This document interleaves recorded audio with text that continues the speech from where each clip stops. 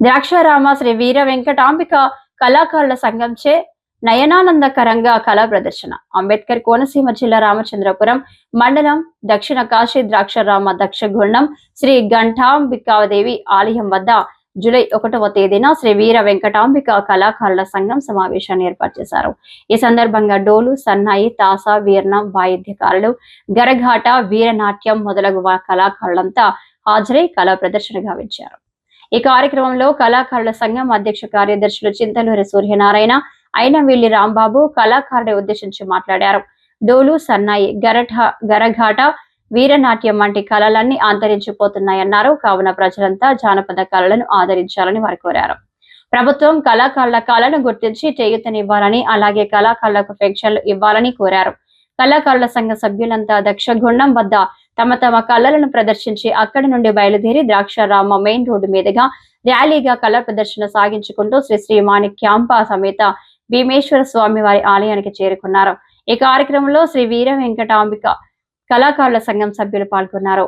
కళాకారుల సంఘం నిర్మించుకున్నాం.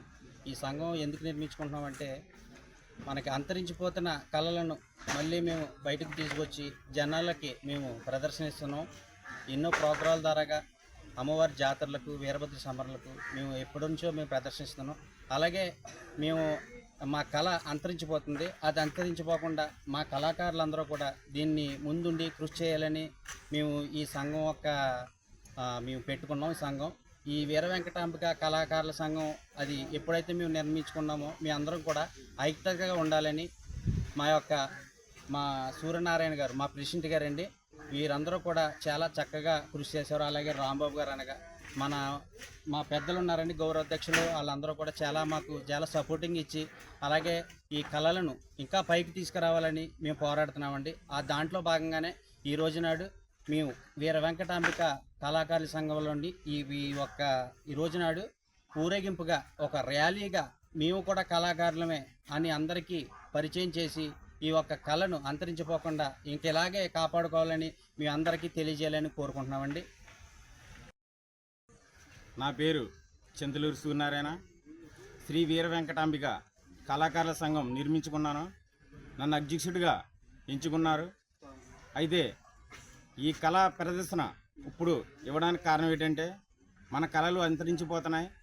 అందుకు కాబట్టి మేమందరూ కూడా ఒక సంఘంగా నిర్మించుకుని కళా ప్రదర్శన ఇస్తున్నాం. అయితే ఈ కళలు అంతరించిపోకూడదు. అయినవిల్లి రాంబాబు, మాది బాలంతరం గ్రామం.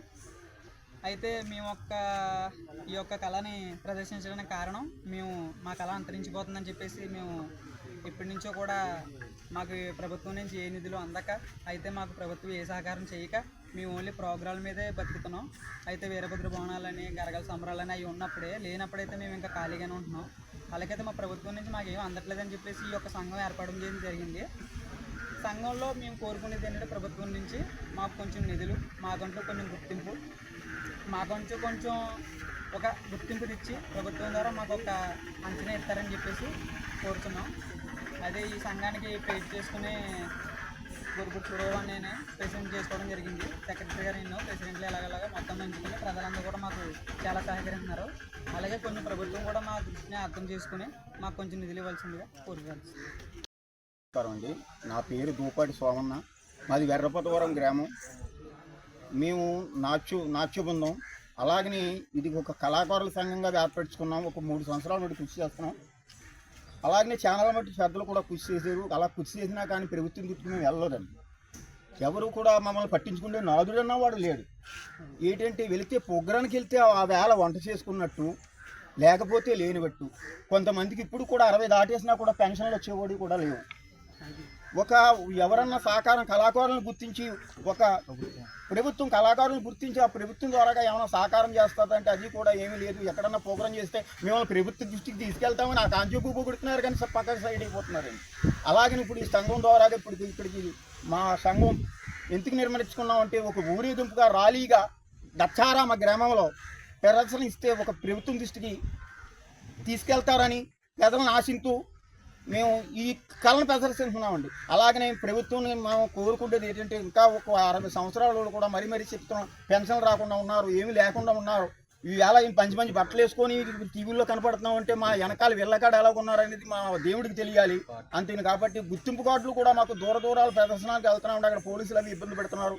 మాకు గుర్తింపు కార్డులు కూడా ప్రభుత్వం ద్వారా రావాలి, అలాగనే అలా రప్పించారని ప్రభుత్వాన్ని ఈ ప్రజలందరూ కూడా మాకు సహకరించారని ప్రజలను కూడా కోరుకుంటూ సెలవు తీసుకుంటున్నామండి.